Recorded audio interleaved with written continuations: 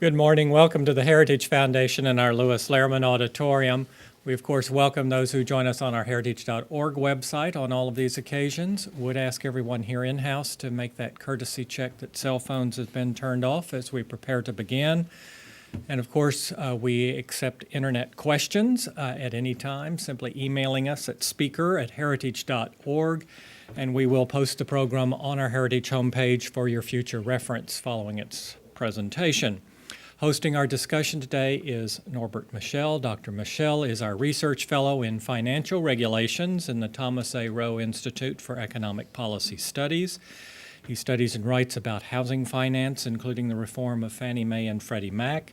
He also focuses on the best ways to address difficulties at large financial companies, the so-called too big to fail problem, which I often chide him is actually too big to succeed. And he researches monetary policy and other issues related to the Federal Reserve, our topic today. Before joining us in 2013, he was a tenured professor at Nicholls State University College of Business. He had previously served as a tax policy analyst here at Heritage and with the global energy company firm Entergy. Please join me in welcoming Dr. Norbert Michel. Norbert? Thank you. I think from now on, whenever I have trouble coming up with a title for a paper, I'm just going to go talk to John. He's always got the catchy one. Yeah, I'm going to use that. So thank you all for coming today. We appreciate that you're here. And for those of you who are watching online, this is the second in a series of these types of monetary policy discussions that we're having here at Heritage over the next few months. We have about 4 or 5 more that are in the works. So hopefully you'll come back for all of those and bring friends. I don't really know who wouldn't want to just come talk about monetary policy for at least an hour or two, once or twice a day. Monetary policy, of course, is one of the key components of our economy, and the Fed and its policy decisions are really just about as controversial today as they were when it was founded. The Fed was sort of founded in the midst of serious monetary debates that went on for years. And once the central bank started operating, those debates really didn't end. They just sort of expanded right along with the Fed. So between then and now, we've had a few major incidents that have entangled the Federal Reserve. Of course, 2 of the most widely known are the Great Depression in the 30s and then its recent cousin, the Great Recession of 2008. And aside from the fact that there was really nothing all that great about either one, the debate over the Fed's role in those 2 incidents is essentially the same. Basically amounts to, was monetary policy too expansionary or too loose leading up to and contributing to the crisis? And later on, was it too contractionary or tight, thus making the crisis worse? And you hear some of the same things around both of those events. We do have new terms and sort of new programs such as quantitative easing to talk about, but the debate is essentially the same as it was then. The main question is still whether the central bank does a good job with its attempts to sort of engineer a stable economy. And the Heritage Foundation is engaging in that debate head on. We're, of course, producing our own original research, some of which you can get right outside or online. And we're having this speaker series in order to talk about these issues. All of these events are going to investigate sort of the Fed's historical record as well as potential monetary policy reforms. And our goal ultimately, of course, is to be able to offer our own monetary policy recommendations to Congress. And we want those solutions to be the ones that are the most consistent with economic freedom and prosperity. Today's event with Professor White highlights some of the topics that I think should be central to what every economist, certainly every macroeconomist studies, even though they're not. As someone who did study monetary economics at a purely traditional graduate school, University of New Orleans, I can attest to at least 2 related facts. One, if you do ever want to study monetary economics, you should seriously consider doing it in a very fun city like New Orleans. And And then the more serious of these, and that one might be the most important, but the more serious of these facts is that there really is just a serious lack of a critical assessment of whether central banking is better than an alternative, than a market-based alternative. We really don't do that in graduate school, in most graduate schools. For the most part, economists, especially macroeconomists, just sort of take for granted that we need a Fed, that their job as economists is to come up with the best sort of policy mix for the Fed to go and then employ. So we have this independent central bank that will then implement these good policies to sort of fine-tune the economy. And that's really just sort of the starting point right there in most graduate schools now, especially for monetary economists, but certainly for most macroeconomists. So I think that's bad. I mean, what if that's wrong? What if the central banking is the problem in and of itself? And I don't think that there's enough of a critical assessment of those issues. And it's unfortunate that we've sort of set the stage this way, because we've basically got an entire generation of economists now, even monetary economists, who for the most part can't even describe the political or economic origins of the Federal Reserve in any way at all. And that's obviously not optimal when you consider what the central bank does. So we've invited Professor White here today to talk a little bit about the Fed's track record and some possible alternatives to central banking. Dr. White is a professor at George Mason University. He is also a member of the Mercatus Center for Financial Markets Working Group, and he obviously specializes in monetary theory, and for those of you who don't know, is one of the world's preeminent scholars on the theory and history of money and banking. For nearly a decade, he was the F.A. Hayek Professor of Economic History at the University of Missouri St. Louis, which is more than just a little fitting, because Hayek's 1976 Denationalization of Money is one of the principal works that sort of rekindled an interest in the idea of a market-based alternative to a central bank. Dr. White is the author of many books, such as The Clash of Economic Ideas, The Theory of Monetary Institutions, and Free Banking in Britain. He's, of course, published numerous scholarly articles in top journals, such as the American Economic Review, Journal of Economic Literature, and the Journal of Money, Credit, and Banking. In 2008, Professor White received the Distinguished Scholar Award of the Association for Private Enterprise Education, and he is also a senior research fellow at the Cato Institute's new Center for Monetary and Financial Alternatives, as well as a member of the Academic Advisory Council of the Institute of Economic Affairs. So please join me in welcoming Dr. Larry White.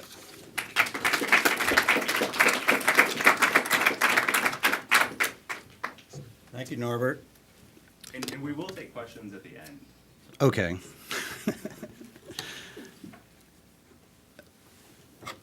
So I want to kind of run through the Fed's history, and with particular emphasis on its record with regard to stabilizing the macroeconomy, that is, business cycles, and then spend about half the time on the last decade and what the Fed was doing leading up to or feeding the housing bubble, and then what it's done since then, and the sort of dilemmas of Federal Reserve policy right now.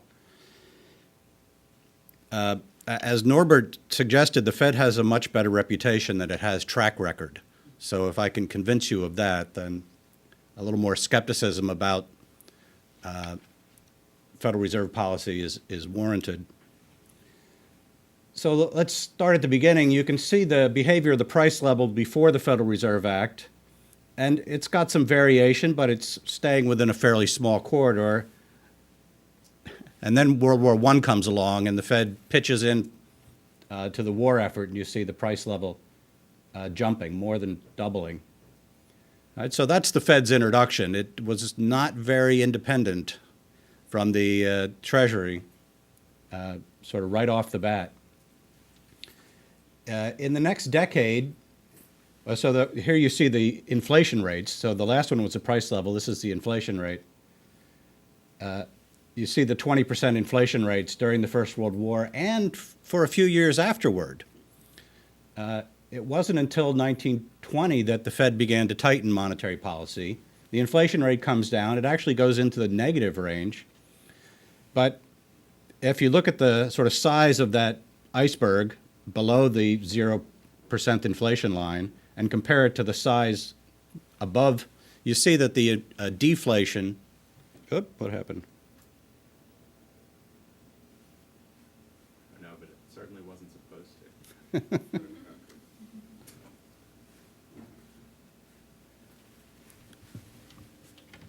Sorry about that.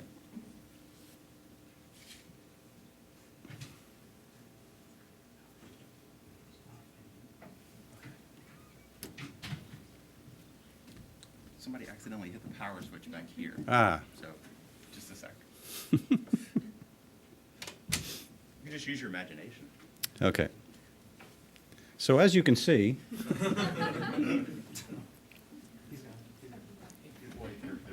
They're going to repower.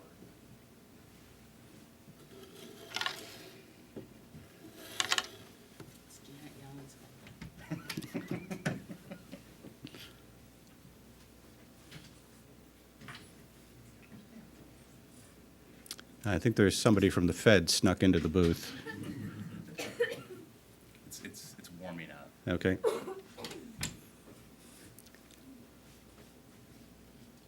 not April Fool's.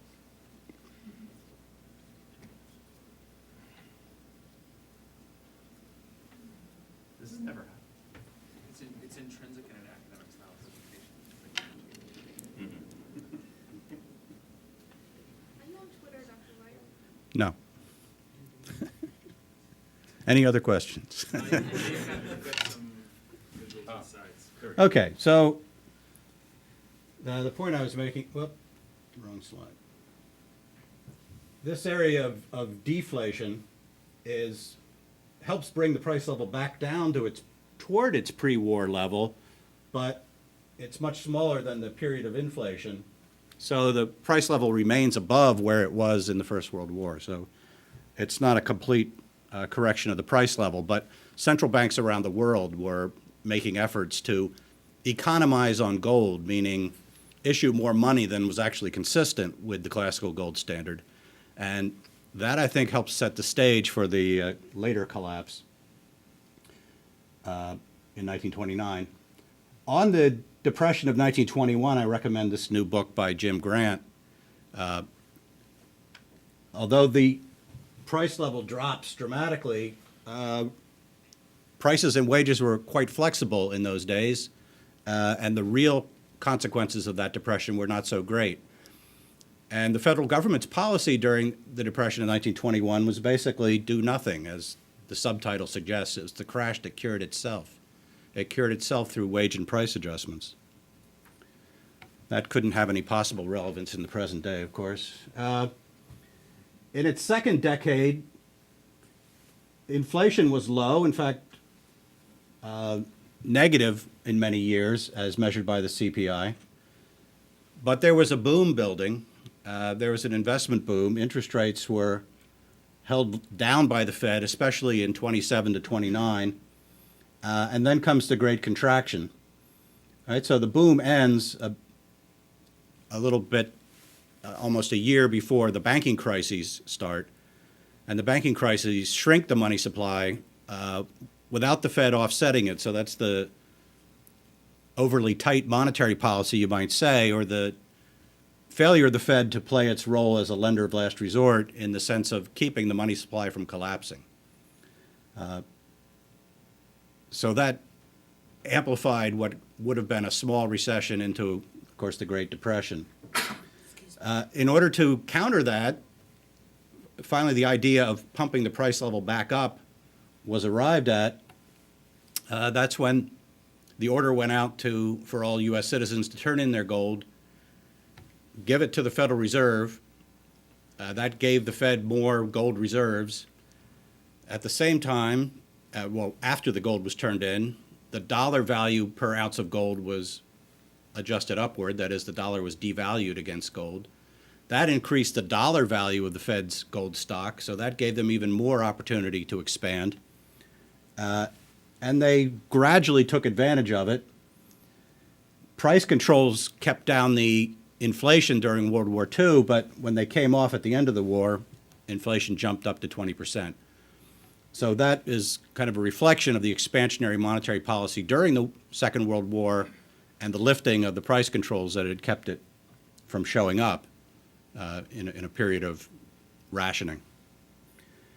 In 1951, the Fed said, we don't want to conduct monetary policy according to the demands of the Treasury anymore, and they arrived at something called the Accord, which gave the Fed more flexibility to pursue a less inflationary monetary policy.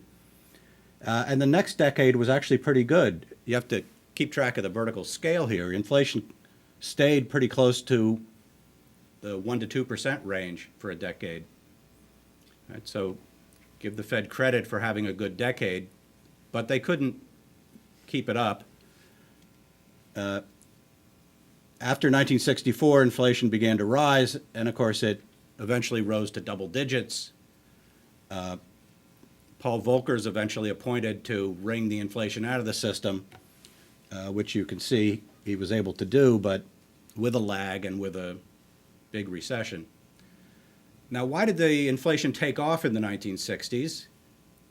Short answer, Keynesian economics came to dominate Federal Reserve policy. The Fed began playing the Phillips curve. That is, here's the relationship between inflation rates and unemployment rates from the late 50s to the late 60s. And it looks like there's a stable relationship. And some very famous economists told the Fed, yeah, that's your trade-off. You have to choose the best point on this curve. Which combination of inflation and unemployment is least bad? Right, so that was the policy goal. And apparently they wanted to reduce unemployment because if you look at the sequence of years, inflation keeps going up and unemployment keeps coming down, although with a diminishing trade-off, that is a diminishing reduction in unemployment for each increase in inflation. But so 1969 is the highest inflation point on the original curve, and then it all blew up, right? As Friedman and Phelps warned us in 67, this couldn't last because the unemployment rate isn't a nominal variable. It's determined by real economic forces. You can fool people into taking jobs sooner by inflating wages beyond what they expect, wage offers, but when people adjust their expectations, they're going to start raising their nominal wage demands. They're going to demand cost of living increases. The unemployment reduction is going to go away. And here's what happened in the 70s and 80s. Right? So here's the original curve at the bottom, and all the points are above it. So no trade-off anymore. Or if you're creative, you can draw new curves through the data. You could say the trade-off shifted. The Phillips curve shifted up. And then 1973 is the highest point on the new curve. In response to that high inflation, the curve shifted up again. And it wasn't until Volcker was willing to accept disappointing inflation expectations and thereby going through a recession that it was possible to wring the inflation out of the system. But this was the result of the Fed's dual mandate and it placing a lot of emphasis on trying to reduce unemployment. This lesson seems to have been, or this experience seems to have been forgotten by members of the Fed who today talk about having an unemployment goal and suggesting that inflation can't become a problem as long as unemployment is above what they consider the norm or the natural rate of unemployment. But it could happen again if the Fed takes its eyes off the inflation rate. The period from 84 to 2004 is another period in which we talk about the success of Fed policy in keeping inflation within moderate bounds and also keeping the business cycle within moderate bounds. It's known as the Great Moderation. Inflation between 2% and 4%. This is the Volcker and Greenspan eras. And I'll talk in a second about why that might have been a successful period, but again, that didn't last. John Taylor is well known for diagnosing this period as a period in which the Fed followed a certain operating procedure, which he calls, well, which other people have called the Taylor rule. And this is not a rule in the sense of any binding commitment by the Fed to behave in a certain way. It's an ex post generalization about how the Fed behaved. And with Taylor's coefficients on inflation and the output gap, it looks like this. The Fed is supposed to set the Fed funds target, that's capital R, according to some constant. In Taylor's estimation, it's 1. That kind of represents the real interest rate that the economy would have in equilibrium, plus an adjustment to inflation. It's above 1, it's 2.5 in Taylor's version, which means that if inflation goes up by 1 percentage point, the Fed raises the Fed funds rate by 2.5 percentage points, and that's supposed to quash the incipient rise in inflation, so it's supposed to stabilize inflation. And then the last term is the so-called output gap.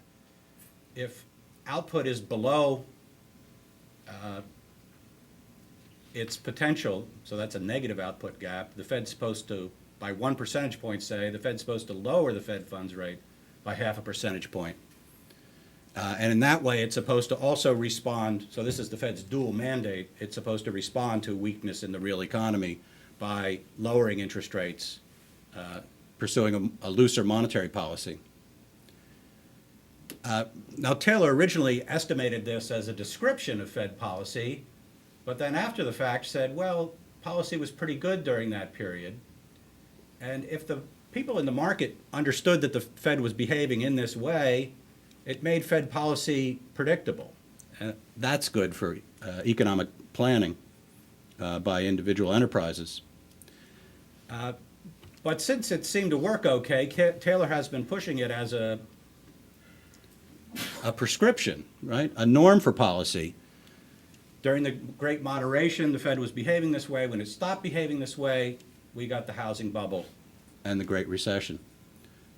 So here's some evidence on that connection. It's from a paper I had in a volume edited by David Beckworth called Boom and Bust Banking. The whole book is pretty interesting, so I recommend it, not just my chapter. The black line represents the actual Fed funds rate. The gray line is what the Taylor rule prescribes. Now, you have to use some particular measure of the output gap. Here I'm using the CBO's estimate of the output gap. And this is the period I want you to focus on. So there are some errors in both directions, too high and too low beforehand, but the Fed is pretty much following the Taylor prescription until this period. So this is coming out of the dot-com recession. Greenspan holds interest rates low and keeps them low even as the economy is recovering. So even as the Taylor rule prescription says raise the Fed funds rate because inflation is rising and the output gap is shrinking. Right? And the difference is quite large here in 2004. And that's the period in which the housing bubble is building up. So I think that's not a coincidence.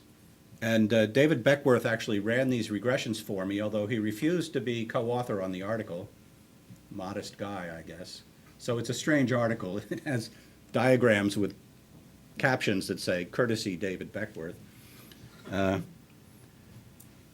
So this plots the Taylor rule deviations, that is, what the Taylor rule prescribes, which you saw on the last chart, minus the actual Fed funds rate, so the vertical gap there, against measures of the housing boom. So the one on the left is the ratio of house prices to rents, right? So kind of like the price-earnings ratio on houses. That's a measure of how inflated house prices are.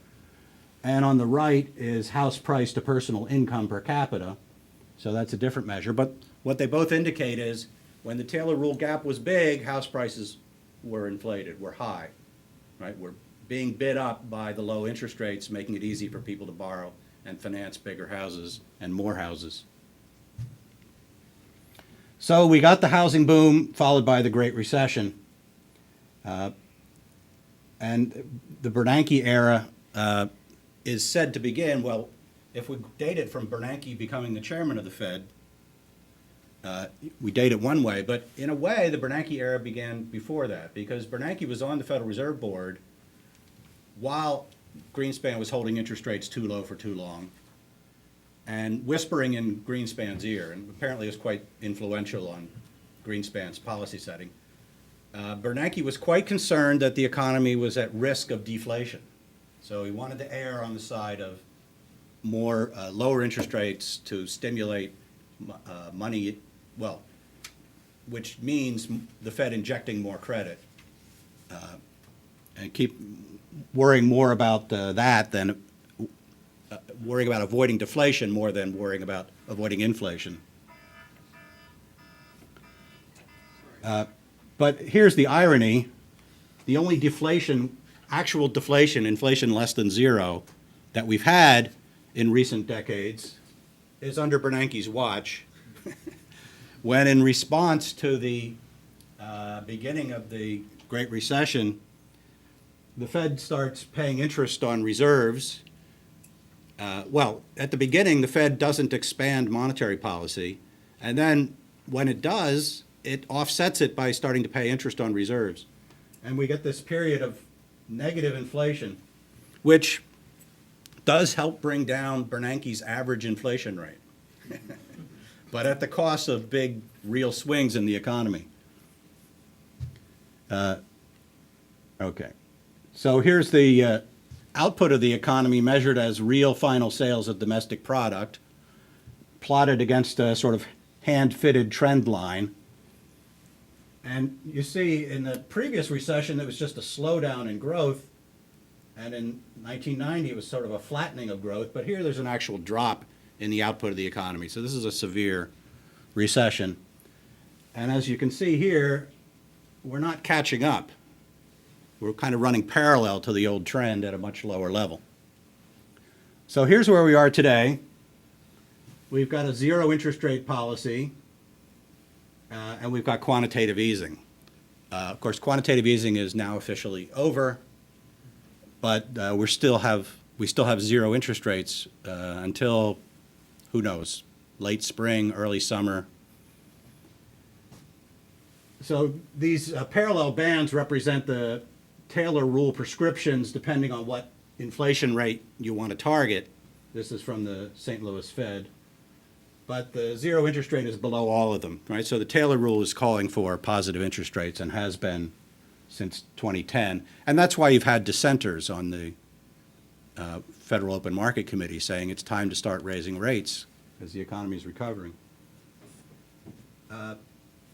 Here's what's happening with actual and potential real GDP. So this is the measure of the output gap. And the output gap was huge in 2009. Right, because we had an actual drop in output. It's a little smaller now, not much, but it's only smaller because potential output has been revised downward. Seems to me it could be revised downward quite a bit more, right? We destroyed a lot of capital in the housing boom, building houses that we don't need, and some of which have been bulldozed even, right? But if you look at how potential real GDP is estimated, well, you don't want to look at it. It's kind of like looking at sausage being made. It's basically an extrapolation.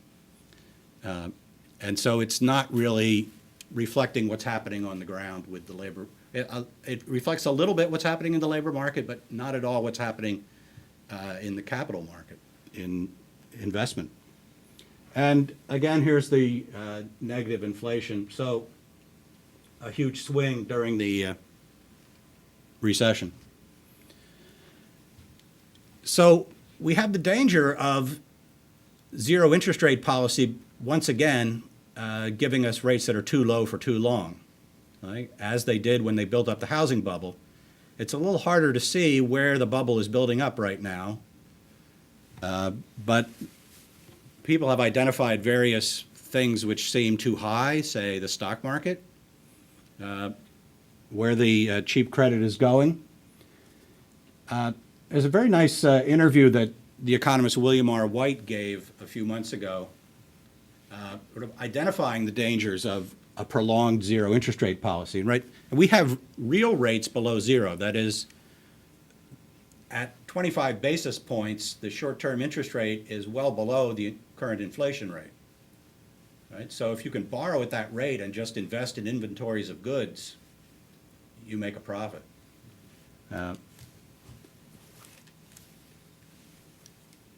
One of the things that the ultra-low interest rates do is help keep economically moribund banks alive.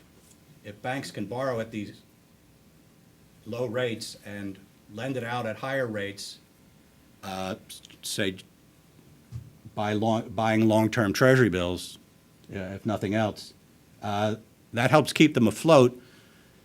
But you don't want to keep insolvent banks afloat.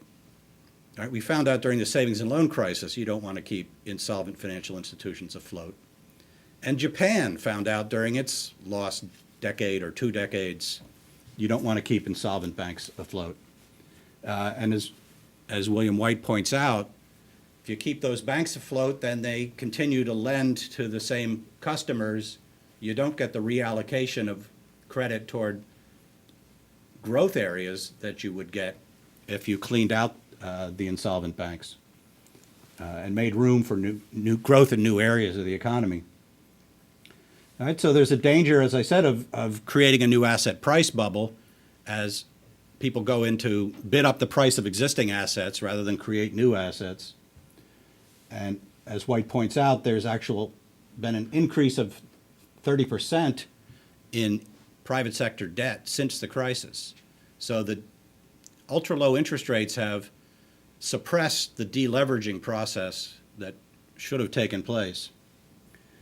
And finally, there's a kind of fiscal spillover, which is it makes it cheap, and this may not be an accident, makes it cheap for heavily indebted governments to carry their debt if they can borrow at negative real rates. Which means there's less of a pressure on them to behave in a cyclically balanced way. That is, if you run deficits during recessions, you're supposed to run surpluses during recoveries. And we have reduced our deficit, but we're still running a deficit of 3% of GDP, right? Which at this point in a recovery shouldn't be happening. I mentioned interest on reserves. Interest on reserves has to be paired with the quantitative easing program because the two things began together, and they had to begin together for the Fed's purposes, which are seldom explicitly articulated. But if you dig into the Fed's press releases, you can find statements like this: the payment of interest on excess reserves will permit the Federal Reserve to expand its balance sheet as necessary. Well, they already had the power to expand the balance sheet as necessary or as desired. So what do they mean? What they mean is without blowing up the money supply, they can inject reserves into banks and then sterilize them. Pay the banks not to lend them out and therefore not to create deposits, not to expand the money supply, not to put more money in the hands of consumers.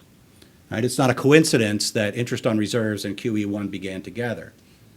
In a sense, it was over-sterilized because, as we saw, there wasn't enough money creation to keep the price level from actually falling. I'll show you in a second what happened to the path of the broad measure of the money supply, M2, and basically it didn't change. But if it didn't change, that means that the point of quantitative easing wasn't monetary policy. It wasn't designed to change the path of the money supply. So what was it for? Well, you have to look at the other side of the Fed's balance sheet, its assets.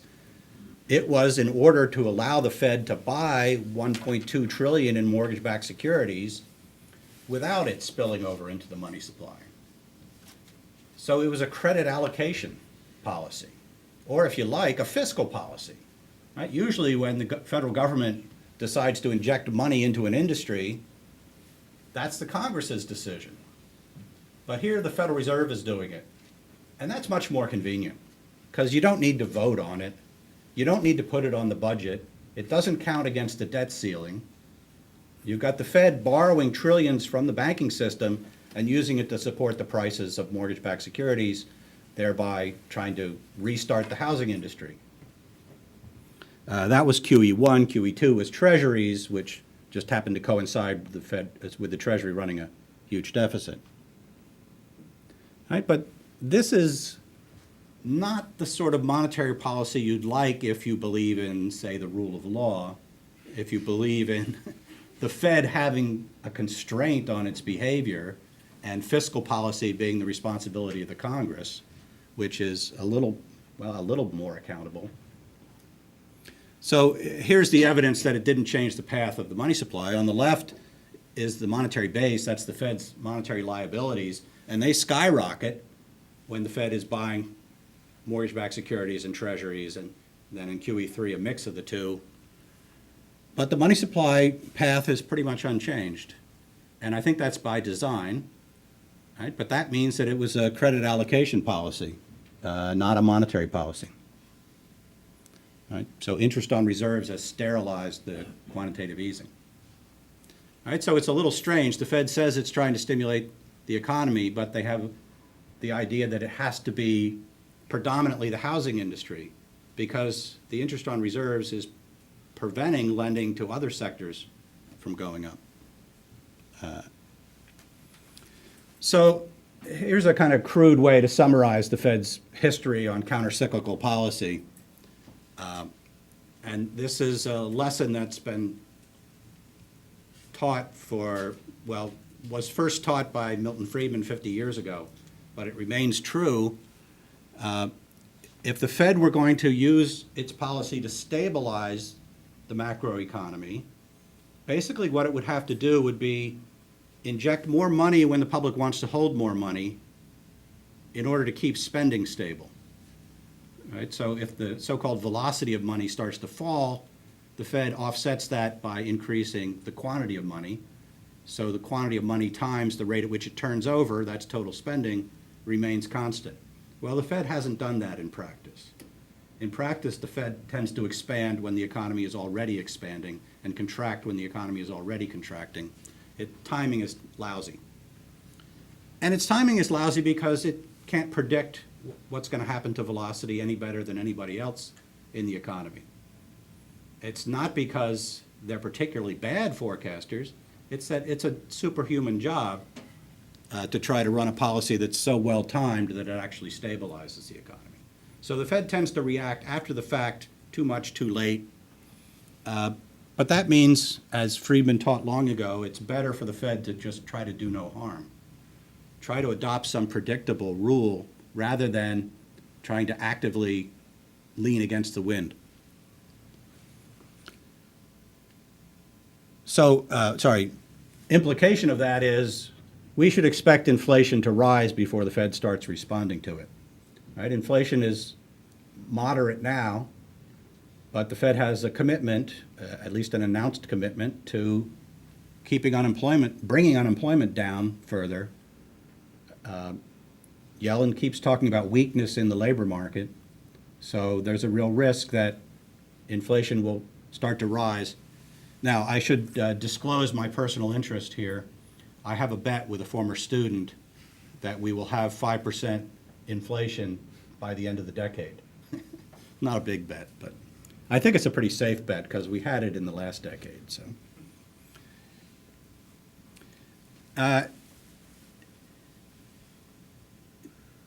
George Selgin, who's here, and I and a third co-author had a paper published a couple of years ago in the Journal of Macroeconomics comparing the Fed's track record to that of you have to pick some standard of comparison, comparing it to the period before the Federal Reserve Act, right, where there was no central bank.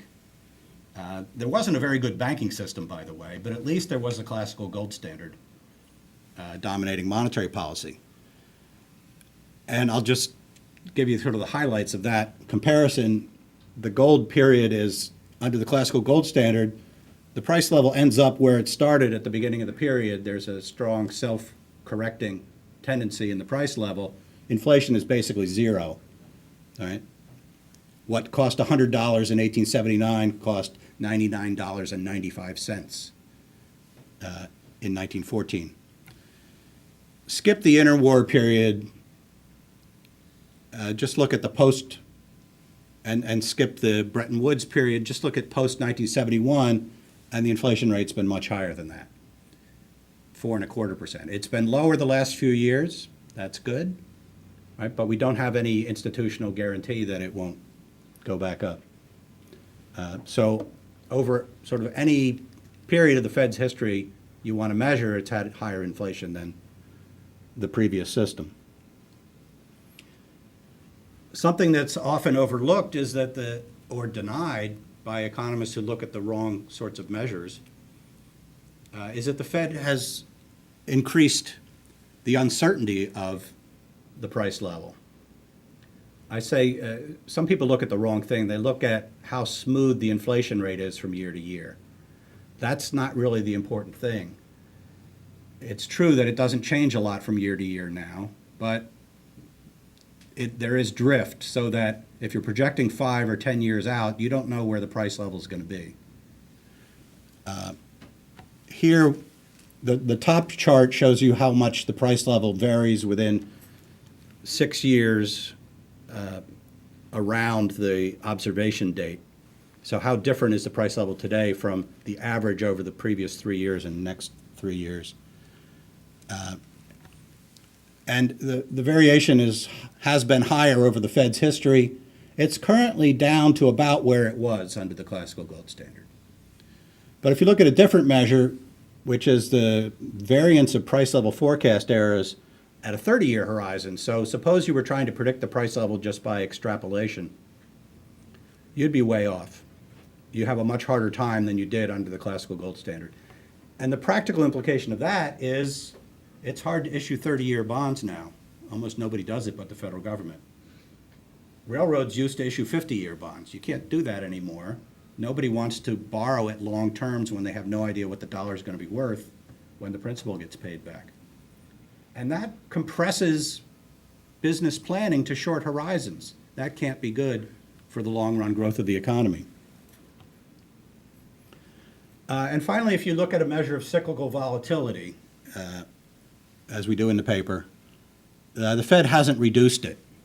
And really, you should see less volatility, right? Because back then, 1879 and 1914, we had a much more agricultural economy, much less diversified economy. And if you look at sophisticated attempts to estimate where the shocks to the economy are coming from, in that period, it was mostly supply shocks, which meant the economy was going to have a certain natural amount of volatility regardless of the monetary system. Today, it's mostly demand shocks. That is, it's coming from monetary policy or the public's changing expectations about future inflation leading to changes in their demand for money. So the Fed should have had an easier economy to work with, and yet, if you look at the measured output volatility, it's basically the same. This is through 2009. We need to update it to see if it's actually higher now, because the last few years have been well below the potential output, which means below trend.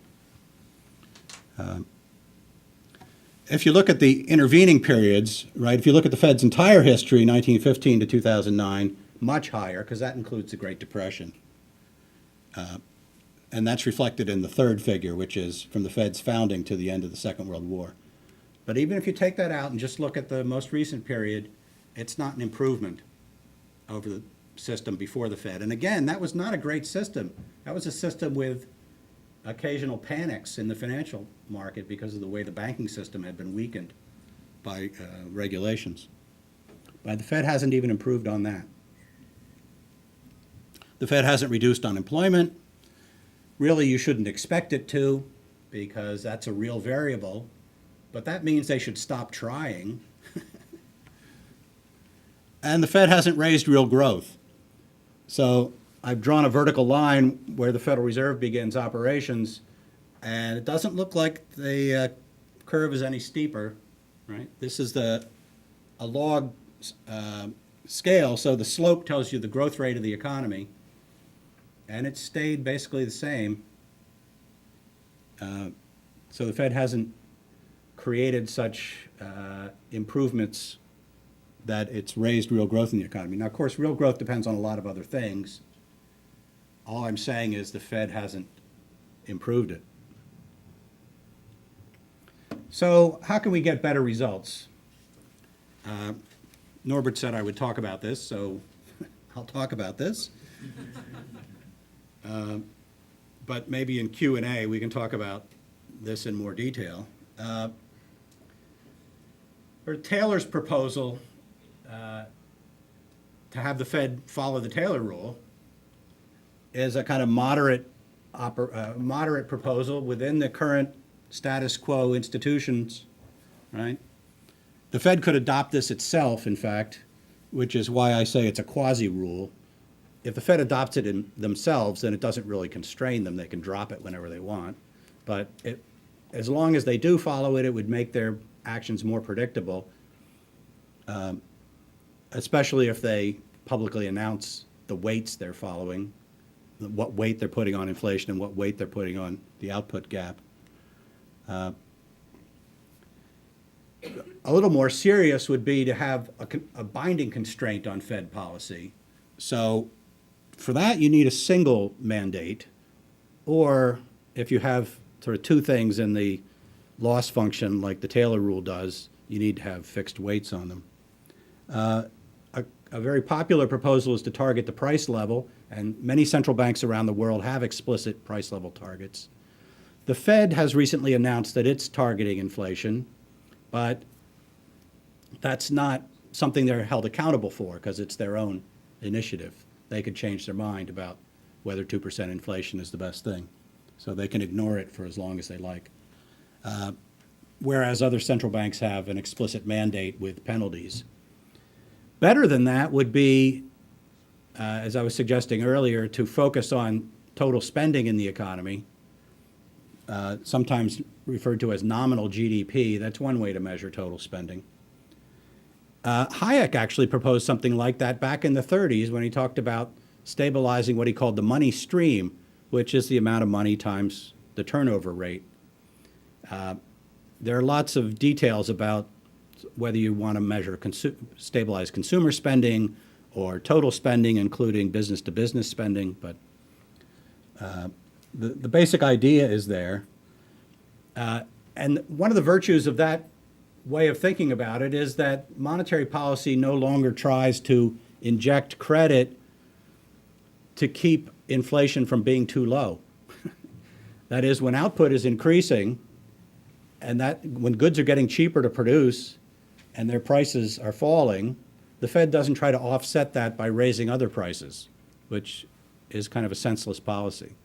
During the classical gold standard, the way people enjoyed a higher standard of living was goods got cheaper.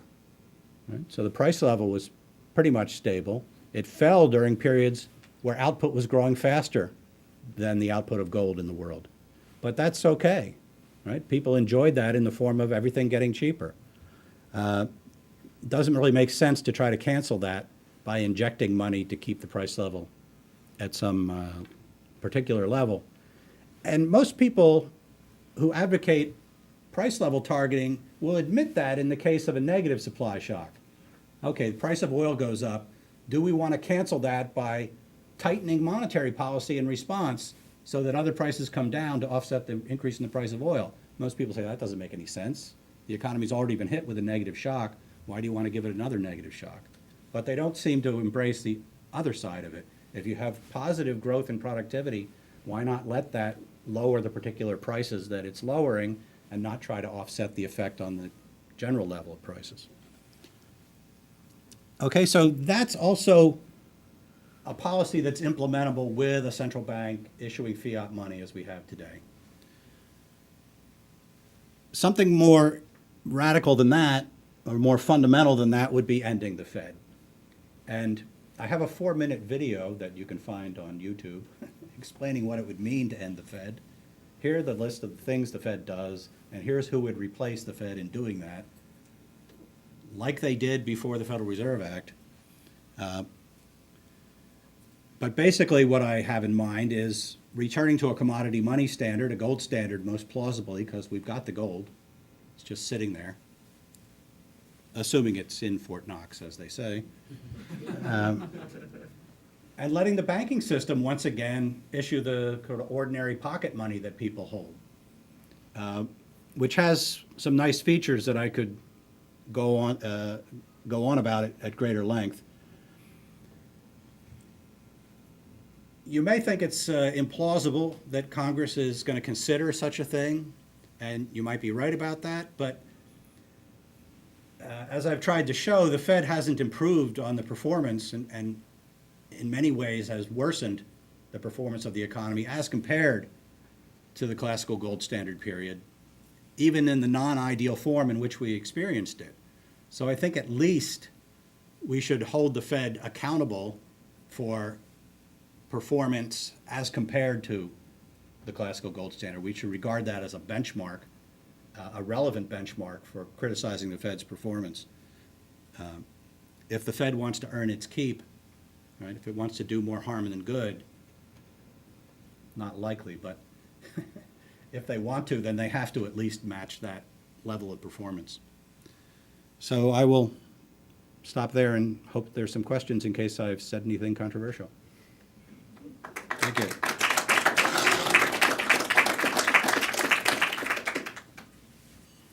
I mean, Yes, hi Larry, it's a great pleasure to see you now,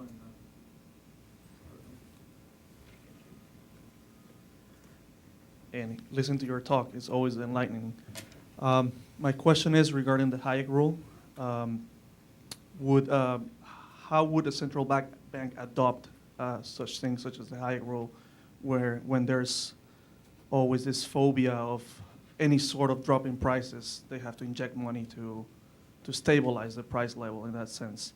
And also my second question related to this is, in the case of a free banking reform, would there be a role for the Federal Reserve in the sense that it could be a clearinghouse in the meantime, or would immediately allow competition from private banks to be clearinghouses and issue their own bills as okay. substitutes? On the deflation question, you're right. The phobia of even benign deflation needs to be overcome. And if you read Ben Bernanke's written work and his lectures, he's one of the worst offenders. He doesn't seem to grasp the distinction between a harmful deflation, which is a symptom of contracting money supply, and a benign deflation, which is a symptom of rapid output growth. Right? How can that be bad? There has been some good academic work done on this. There's a paper by Atkinson and Kehoe, which says if you look historically, we've got lots of episodes of falling prices and lots of episodes of recessions. Are they correlated? Answer, no. Right? In fact, during the classical gold standard, falling prices were usually a symptom of rapid output growth. So it depends on the monetary regime you're in. In a fiat money system, it's up to the central bank what the rate of deflation is. If they pursued a steady monetary policy, then right, you would have the same phenomenon. But instead, if they think they need to cancel even good deflations, right, then you have this upward bias. You never have deflation, you only have inflation. Yeah, so that's a conceptual point that needs to be grasped as long as the Fed has its hands on the levers. So your second question was, what about the clearing system? Before the Federal Reserve Act, the clearinghouses were privately run clubs of the major banks, right, of the clearing banks. In some parts of the world, they still are. And in the foreign exchange market in New York, that clearing is still done privately by a consortium of the banks that are involved in that market. And that's huge. The volume on that clearinghouse, it used to be called the New York Clearinghouse Association. Now it's just called the Clearinghouse. It is basically the same as the volume on the Fed's Fedwire system. So there's no question that private institutions can handle this. And the banks have an incentive to get it right, and they've done well by it. In ordinary clearing of checks and retail transactions, debit cards and direct deposits, there used to be more private competition. The Fed has priced a lot of that out of existence. There's still a few, there's still one private clearinghouse, but that can all be done privately. Doesn't require a Federal Reserve rule. Yeah. Salim Firth here at the Heritage Foundation. So I'm very sympathetic to what you talked about with interest on reserves, sort of sterilizing the monetary expansion. And I actually looked recently at the ECB's policies here as kind of a comparison case. It seems, and I don't know the ECB's case very well, but it seems that they're paying negative interest on reserves, so they're sort of less competitive than a mattress. So they're encouraging banks to lend. Yeah, and that has reduced their excess reserves, but not quite to zero. So there's been a big drop in ECB excess reserves since they moved to a negative IOR, but not quite to zero. So for some reason, banks are still willing to pay the ECB to hold their money. And it hasn't certainly led to anything like a big jump in inflation. So that tempers my enthusiasm for the IOR is sort of solely holding down inflation significantly. I'm curious so if you have a response to that. Well, what we'd need to look at is what kind of quantitative easing the ECB is conducting at the same time. So that I don't know what their recent policy has been in that respect. But if banks are holding a steady ratio of reserves to their monetary liabilities, and if you increase their reserves, you should expect their monetary liabilities to start to grow. Now, if the public is hoarding money, then that has to be taken into account, but I don't know why that would be growing in the present. Anmol Vanmali from Columbia University. A fascinating presentation, and I think most people would agree that a re-examination of a central bank's role given the past 2 decades is very important. However, I've got 2 questions. The first, is there any danger in comparing the role of 2 different central banking systems or banking systems in the pre-war period compared to the economy now, given how different the economies are? Given the composition of what forms GDP, consumption, investment, government expenditure, that has transformed completely for the past 100 years. So is there any danger in comparing these 2 really desperate periods of real economy? And second, while I think there's a great case, and it's an easier leap to advocate for a more minimalist and a targeted approach by a central bank, the leap to an era without a central bank it seems something out of this universe for people who've only grown up under a central bank. Mm-hmm. So how do you make that in absence of a Okay. simulation? Yeah. So as I said, you need to compare the Fed's track record to something. And the earlier period is a period without a central bank. It's not 2 different regimes. And you're right, the economy has changed, but I think it's changed in ways that should stabilize the economy. So the failure of the economy to become more stable is a strike against the central bank. But there are other comparisons you could make. You could compare the Fed's track record to the Swiss National Bank or the European Central Bank or the Bank of Japan or whoever you like. That would be useful. And as you suggested, you could compare it to some counterfactual simulation. And there have been lots of studies like that, right? So simulate how the Fed would have behaved if it had followed the Taylor rule and see whether that would have given you a more stable output. So those sorts of exercises are also valuable. I'm not dismissing them by any means. How do you convince people to reimagine a world without a central bank? Well, some countries have done it. Some countries have had such bad monetary policy that they've abolished their central bank and either dollarized or euroized or set up a currency board, right, which doesn't try to run a countercyclical policy, just has a credible exchange rate fix. Now, you might say, okay, but that means they're outsourcing monetary policy to some other central bank. And to an extent, that's true, but at least they're not trying to lean against their own local winds, right? They're accepting being part of a larger currency area, and that's brought them a lot more stability. I'm going to give a talk in Ecuador in a few weeks, celebrating 15 years of dollarization, and it's the best monetary system they've had in a long time. they still have a central bank, but it doesn't really do any monetary policy. Right? The quantity of money just depends on how many dollars are flowing in or out. And it works kind of like a gold standard in that if their price level is too low, dollars flow in because the goods are cheap, and prices get too high, dollars flow out. So they stay in equilibrium with US dollar prices. So that means they're subject to shocks in US monetary policy, but at least those are smaller than the shocks they were creating having their own monetary policy. So there are, if it gets bad enough, countries will adopt structural reforms like that. So I hope it doesn't get bad enough in the US. And I hope we could have a Fed policy that we're all happy with, but I'm unhappy with it. And if unhappiness becomes a majority opinion, then something can be done about it.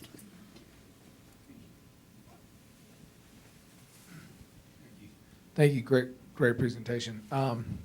Two quick questions. One, on the front of the lender of last resort, if you could clear up some confusion or clear some ambiguities as it relates to the Fed's role of lender of last resort and the historical original intent of that function, Yeah. whether it was to be just a lender, to ensure a appropriate amount of currency was distributed throughout the rest of the country, or is it, as it's always talked about today in terms of being that lender of last resort to potentially insolvent or illiquid financial institutions directly. And then two, what problems do you see in terms of the conflation of the Fed's monetary policy role and their macro-prudential stability role that they're playing? And can that create different problems on both sides of their figurative balance sheet, not the literal balance sheet, and how they're going to use the reverse repo market to unwind their potential current position when they decide to? Okay. Lender of last resort is not actually, that phrase is not actually in the Federal Reserve Act, but it's suggested by the phrase a more elastic currency. Right? That was part of the Fed's job. The U.S. had a big problem with seasonality. Currency became scarce in the fall. In particular, interest rates would shoot up. And one good thing the Fed did in its early days was to stop that pattern by providing more money in the fall and then withdrawing it the rest of the year and avoiding the seasonality in interest rates. Now, there's another way to fix the problem, which was to have free banking. Canada didn't have a seasonality in interest rates because they allowed currency to expand and contract as issued by the banks. But anyway, the classical notion of a lender of last resort, which we owe to Walter Bagehot, is that you should not rescue insolvent banks. You should provide liquidity to banks that are being run upon or are otherwise having trouble paying their immediate bills, but who are fundamentally solvent. They'll be able to repay the loan. Right? It's not gift giver of last resort, it's lender of last resort. So that was... Is that what Bagehot means? I mean, I've had other people Yeah. say that that's not actually what he meant, that Well- he meant on the elastic currency side, and that his words have been, turned and contorted to the present day knowledge of the last resort. Well, that's the way Bagehot has traditionally been interpreted. If you look deeply into Bagehot's text, it's a very specific appeal to the Bank of England. Having been given the privilege of being the only issuer of currency and only holder of gold reserves in the system, they have a responsibility to help out other banks because they've been disabled from helping themselves, basically. It's not a money supply concern, though. The gold standard is handling the money supply. But we want to avoid regrettable bank failures and contraction in real intermediation. That was the idea. But as you suggested, the Fed has completely deviated from that conception of the lender of last resort role. One of Bagehot's rules was banks that get into trouble and need to borrow reserves should pay a penalty rate. And the Fed has never been very good at imposing a penalty rate. They've usually lent at a subsidy rate, which means the bank that skimped on being adequately liquid doesn't learn that it shouldn't have done that. They learn, well, that wasn't so bad. So that's been one problem. And the other problem is the Fed has not limited its lending to solvent institutions. We now know, as a result of a Freedom of Information Act request from Bloomberg, something the Fed was loath to announce, which was during the financial crisis, the New York Fed had a special credit line for Citibank and another special credit line for Bank of America, right? Well, those were both insolvent institutions at that time. I think I'm legally allowed to say that. Right? That's not the Fed's job, or it's not the traditional Badgett lender of last resort's job to rescue insolvent institutions that are too big to fail. Right? Under Badgett's way of thinking, those ought to be wound down so that people know that the remaining banks are solvent. Your second question, remind me, was? Conflation of monetary policy and their macroprudential supervisory. Yeah, macroprudential is one of those terms that's tossed around a lot, but it's a little vague exactly what it means. It seems to mean that monetary policy should be cognizant of the effect it's having on the financial system, something like that. I think if monetary policy were predictable and steady, that would take care of itself. I mean, that would be the best the Fed could do in terms of not upsetting the apple cart in the financial system. But is there a worry, given the Fed's role of prudential supervision in the large bank holding companies, that, for instance, if a large bank is if a lot of banks are holding a lot of low rate, long duration paper that are moving interest rates up, could potentially blow up some bank balance sheets, that the Fed might decide, well, we're going to hold rates down lower to ensure we're helping provide stability in the financial system but at the risk of potentially creating greater inflation through our monetary policy. No, I think that's the situation we're in right now. I think that's part of the motive for the Fed to be holding rates down so long. We're just saying, why should we potentially look at separating those functions so you don't have that conflict? Well, the Fed has to be willing one way or another to let imprudent banks go into resolution.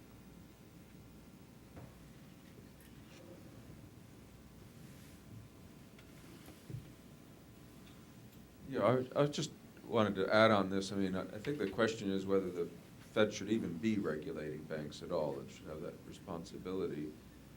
Charles Goodhart, among other people, has written very eloquently in defense of the argument that those functions really ought to be separated, as they are in other countries, and I think it just makes the problem worse in the United States for the conduct of monetary policy, that the Fed has a conflict of interest when it feels it's responsible for the health of financial institutions, quite apart from its responsibility for managing the money supply.